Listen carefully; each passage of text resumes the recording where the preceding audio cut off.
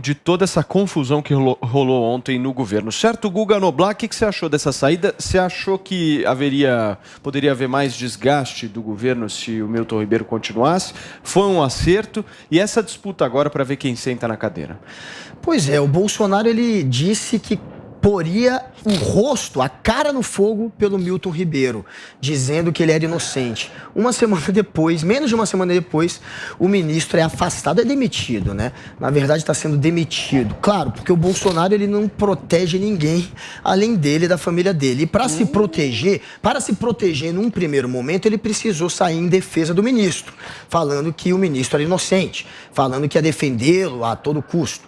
Mas, claro que isso não se sustentou. Ele tinha medo que o ministro saísse atirando, né? O ministro tem bala na agulha. Afinal de contas, esses pastores lobistas, eles estão fazendo parte do governo, desse gabinete paralelo, há muito mais tempo do que esse ministro foi indicado. Eles estão, desde 2019, frequentando o Palácio do Planalto. Então, os pastores lobistas chegaram antes do Milton. E para sair, provavelmente não sairão só porque o Milton está deixando o cargo.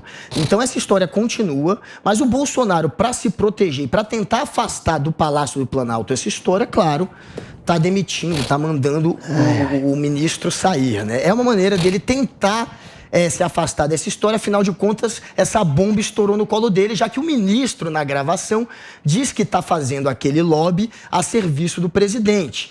Então, o presidente ficou ali num beco sem saída. Tentou, a princípio, defender o ministro para se proteger, mas agora combinou com o ministro que vai tirá-lo mesmo e ele vai segurar essa bronca sozinho. Mais um fritado pelo Bolsonaro. E olha, temos um governo que a cada 43 dias, em média, muda um ministro. É um governo que não sabe indicar ministro. E que bom que muda, né? Pior seria se passasse a mão na cabeça deles, fazendo coisa errada. Mas tentou passar. E ontem teve a história das Bíblias também, né, Paulo? Da autorização da imagem do Milton Ribeiro para ser utilizada em algumas Bíblias que foram doadas aí em alguns eventos. Ele disse que autorizou em um evento, acho que em 2019... mas que não sabia de outras distribuições do mesmo tipo. E agora tem uma briga forte, um fight forte rolando entre bancada evangélica e Valdemar Costa Neto. Quem é que leva essa, Zui? Olha, sinceramente, é muito triste ver como um ministério tão importante para o país é colocado dessa forma, assim, né? Essa disputa entre evangélico e entre o Valdemar, que já se provou uma pessoa zero confiável. A começar por ontem, com a questão lá da censura de artistas, que a gente vai comentar em outra pauta isso. Enfim, o Valdemar, ele tá mandando e desmandando, parece na campanha do Bolsonaro. E o Bolsonaro tem que começar a colocar um freio nesse cara, porque a estrela desse partido é o Bolsonaro, né? Então, assim, o Bolsonaro é o dono da campanha dele. Não pode deixar que o Valdemar mande e desmande dessa forma. Tem que ver com calma e se aliar às pessoas que fazem parte do círculo de confiança dele há muito tempo. E não essas pessoas recentes que parece, o que tudo indica, que o que estão querendo é atrapalhar, ao invés de ajudar a candidatura do Bolsonaro. Olha, mas eu não vejo dessa forma que o Guga está colocando em relação ao ministro. Esse áudio vazado, ele não mostrou nada em concreto contra o ex-ministro Milton. Só que gera, sim, um desgaste para o governo Bolsonaro, principalmente agora em época de eleição, né? Então, o Bolsonaro, todo ministro que causa problema, Bolsonaro tira fora. Tem que ser investigado, as investigações têm que continuar. Se tiver alguma coisa errada, o ex-ministro, tem que arcar com as consequências. Só que o que a gente vê até agora é que parece que tem uma máfia aí de prefeitos e governadores e algumas pessoas evangélicas, mas em concreto, contra o Milton, não tem nada. Mas nada mais justo de tirar ele, afastar ele do cargo, até tudo ser esclarecido. Se tudo for esclarecido e não tiver nada contra ele que retorne a pasta. Só que é muito triste ver de que forma estão sorteando essa pasta, né? O Valdemar com evangélicos. A gente não quer um evangélico incompetente, por exemplo. A gente quer, se é evangélico e competente, beleza. Mas a gente quer uma pessoa que faça mudança na educação do Brasil. E não simplesmente o evangélico que coloquem lá por ser evangélico. Ou uma indicação do Valdemar, que eu tenho lá minhas restrições com esse cara. Drilinho, vamos discutir um pouquinho de educação aqui, porque independente de quem vá assumir o Ministério da Educação, nós estamos falando do 5º, certo? Sim. Teve aquele decotelli lá, vocês lembram? Que ficou, foi que sem nunca ter sido. Que era o currículo, né? Seria o quarto, né? Aliás, perdão, seria o terceiro. Deve estar no currículo dele. O quarto foi o Milton Ribeiro, está no currículo dele.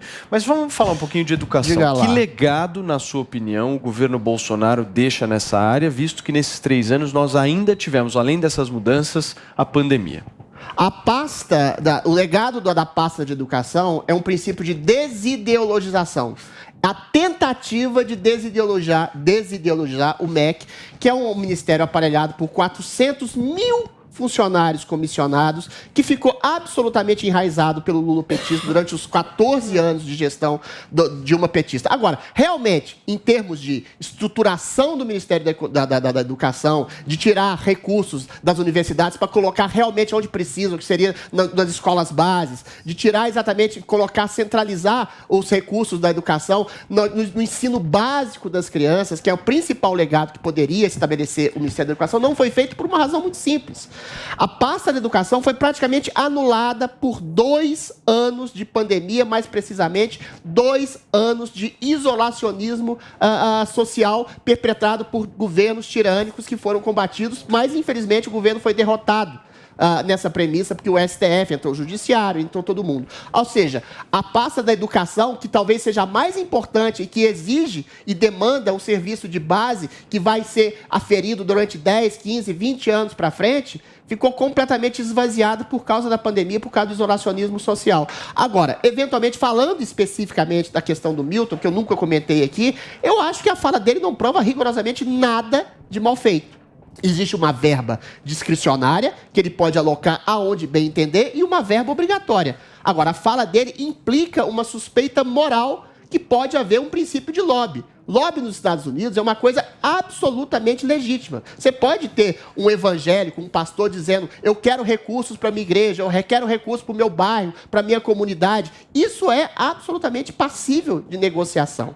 O problema é você ficar à mercê, porque esse lobista é amigo do rei ou amigo do presidente, mas nada disso foi rigorosamente comprovado.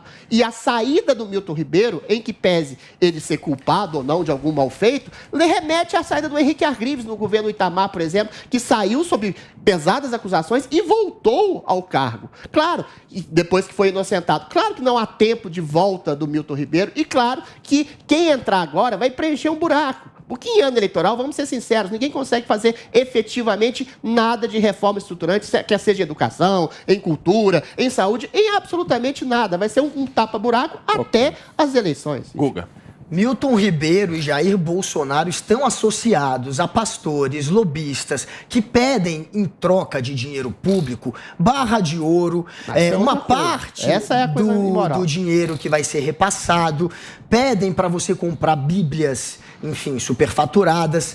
Esses pastores estão associados ao presidente Jair Bolsonaro e ao seu ministro, que na gravação diz sim que prioriza esses pastores suspeitos. Suspeitos que flagrados, né? Flagrados num ato de corrupção, já que há prefeitos confirmando sim que foram achacados e que tiveram sim que dar uma contrapartida para eles. Então, a gente já sabe que eles foram flagrados. Esses suspeitos flagrados, segundo Adrilles, não é nada demais. Milton Ribeiro falei isso. Se Milton Ribeiro ele na gravação, não há nada que comprometa. A fala dele não tem nada de comprometimento. Imagina, ele está comprometido com 2 pastores flagrados como corruptos, fazendo lobby em troca de barra de ouro. E segundo Adrilles, isso. É um absurdo. O que aconteceu é um absurdo, é um flagrante de corrupção que estourou no colo do governo, não dá para passar pano. E a gente tem agora o presidente tendo que se afastar disso, porque na verdade é um esquema que é dele, segundo o próprio ministro, segundo o Bolsonaro, segundo o próprio ministro. Então, ele vai usar o ministro como testa de ferro para tentar se afastar dessa bomba.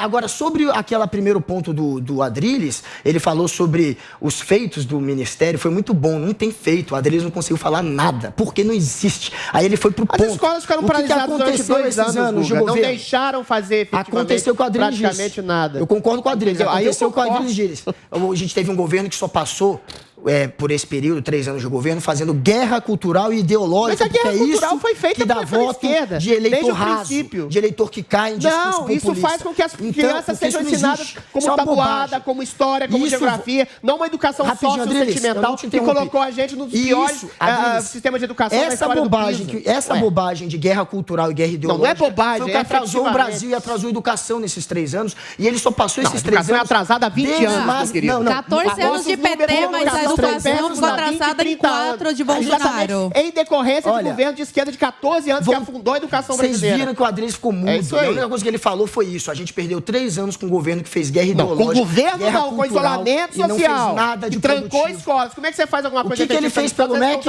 Adriles respondeu nada. E os 14 anos de PT? O que eles fizeram pela educação brasileira? Só te contrapor uma coisa em relação ao Milton Ribeiro. É claro que sempre vai haver alguma pessoa mal intencionada, pode ser pastor, pode ser professor, pode ser empresário, que vai falar em nome do governo para poder achacar. As pessoas não são todas honestas, mas isso não tem nada a ver diretamente, especificamente com o governo. Se alguém fala, como falou na história do Ministério da Saúde, tentou comprar vacinas superfaturadas, que eu estou falando, intercedendo em nome do governo, não quer dizer que o governo esteja endossando aquela atitude de malversação. Não, e outra coisa. Bolsonaro fez muito bem. Nesse momento, o que o Bolsonaro faz quando tem algum ministro envolvido em algum tipo de acusação de provável incorabilidade? Não, ele manda embora. Ele manda embora. Mas se você uma coisa é o ministro fazer corrupção, nada foi provado. Mas uma coisa é o ministro fazer corrupção, outra coisa é o Bolsonaro. Não é porque o Bolsonaro chamou o ministro para ser ministro que o Bolsonaro está envolvido. Não tem controle. O governo é grande. Não há nenhum tipo de corrupção envolvendo, comprovadamente, diretamente, o Ministério da Saúde, o Ministério da Cultura, o Ministério da Educação. Bolsonaro, para desespero do Guga Noblar e da esquerda festiva brasileira, segue como Bolsorema, a virgem intocada dos lábios de Léo. Quando algum problema roça os grandes lábios do governo Bolsonaro, Bolsonaro rechaça esse cafajeste que está roçando seus grandes lábios. O governo está falando que botava a cara no fogo. Falando que botava a cara no fogo. É assim que ele rechaça, né? Muito bem. Chega de feira. Chega. Daqui a pouquinho a gente vai falar.